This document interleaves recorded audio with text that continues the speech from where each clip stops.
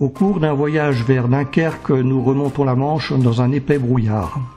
La mer est d'huile et le bleu du ciel apparaît à la verticale du château.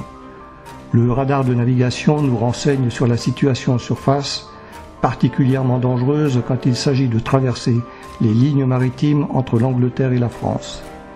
L'officier de quart passe le plus clair de son temps les yeux rivés sur l'écran et je suis aussi réquisitionné près de mon radar.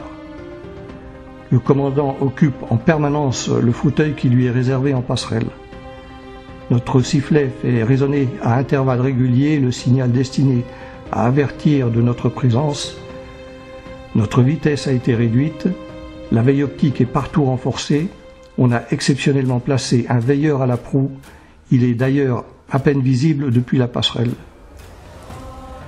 Je suis cantonné dans un rôle secondaire, alors c'est l'officier de quart qui relève un écho radar en rapprochement rapide et CPA nul, c'est-à-dire en route de collision.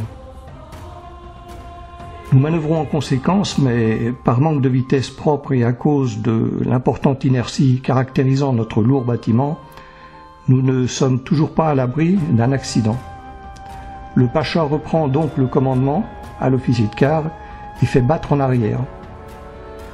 C'est-à-dire il fait mettre les machines en arrière, tout en signalant par sifflet notre situation nouvelle. Moins d'une minute plus tard, nous voyons défiler sur notre avant au-dessus de la brume la cheminée d'un bateau. Le veilleur de proue arrache son téléphone autogénérateur et s'enfuit en courant. Il est le seul à avoir observé dans sa totalité ce bâtiment qu'il identifie comme étant un ferry. Il assure qu'au plus près, ce dernier est passé à moins de 10 mètres de notre étrave. Nous l'avons échappé belle, d'autant que, s'il est vrai que nos cuves de mazout sont vides, la cuve de kérosène située à l'avant est bien pleine, elle. De retour à Brest, notre commandant fait lire une messe.